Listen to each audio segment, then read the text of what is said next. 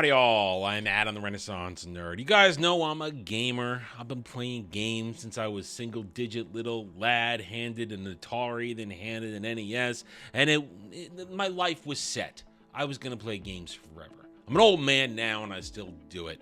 Point is, I think I have a fair understanding of what the video game, console, PC, computer, I understand the landscape. I've been there, done that many times. I'm kind of set in my ways. So I believe at this point I can be pretty objective when I make some commentary on things. And we're going to look at today reality, possibilities, and you just need to stop crying hard. What am I talking about? Well, in the recent past now, last week or so, we have had the official launch of the pre-orders for the Nintendo Switch 2. It costs more money than the previous Switch, $450. That's not what we're really here to talk about today, because when you look at that from an objective perspective, the Switch 2 costing $450, that's what the PS4 cost. And the Switch 2 is essentially the same power as a PS4. So there's nothing wrong with that. It sucks that it costs that much because Nintendo usually comes in under the other consoles in terms of pricing, but that's what it is. The other thing that was the big deal with Nintendo and their pricing releases were some of the game price tag increases. Talking about $80, $90, $100, and that's been floating around in the gamer zeitgeist for a long time now, ever since rumors had it that they were floating the trial balloon that GTA 6 is going to be $100. First of all, let's be completely honest about everything. Games will always go up in price. They've been doing it since the 80s. They started at 40, they went to 50, long time stayed at 60, and then the past few years, we've hit 70. And now, $80 might be the new price range going forward. I don't like it, but it is what it is.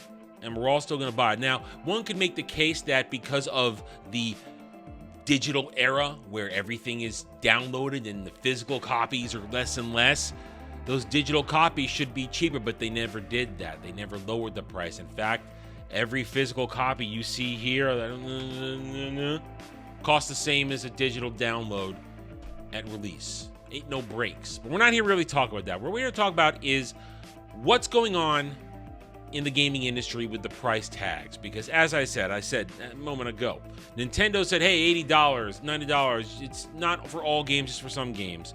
Sony, their games are pretty much at the moment stuck at $70. But today, Microsoft came out and said, guess what? We're increasing our first-party game prices to $80, and we're increasing all our hardware as well. I've heard a lot of blame game today surrounding this. Blame politics, blame the economy, blame Nintendo.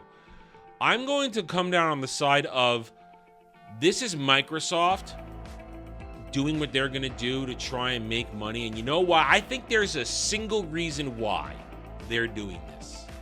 They're not riding the wave of Nintendo. They're not riding the wave of anything else.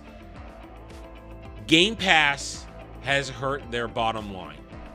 Game Pass may be a great thing for a lot of people. Personally, for me, I could give a shit. They don't really put games up that I care about. And also, I'm not an Xbox guy. I haven't been for like 20 years. I am a generally Sony, little bit, you can see my dock. I do have a Switch. It's in a bag in another room right now. And I play on my computer, my PC. That's what I do. If I want an Xbox game, I'll get it on my PC. Whether it'll work or not, different story. Problem for another time. Point is, I think the reason you're seeing the console hardware jump $80, $90 in some cases, I think games are going to jump from $70, $80 for their first party stuff because Game Pass has been losing them money hand over fist. I think it's just that simple. And I think they hear this and they're worried. Don't tell me Xbox, Microsoft, they're not worried, because they are a distant third place behind Nintendo and Sony. A distant. They don't even register when people talk about consoles. And I'm not talking about the old school hard-on for the 360. I don't give a F about that. I'm talking about here and now. Nobody cares about the Xbox. They care about Game Pass because guess what? They get Game Pass, so they got a problem. I think this also was a little bit sparked by the rumors that Sony may drop the PS6 in 2027. I personally think that's a mistake. PS5's first really got stable now that the shipping and the chip crisis has been passed for about 2 years now. It's actually stable. I think a PS7 in 2027 is a really bad idea. But that's a discussion for a different time. But I think Microsoft hears all this and they have no plans for their next console because they don't know what they're doing anymore. They have no plans at all because they are a lost company. They don't have traction in America. They don't have traction in Europe. They don't have traction in Japan. They're the forgotten console, the forgotten brand. And that's just the truth of it.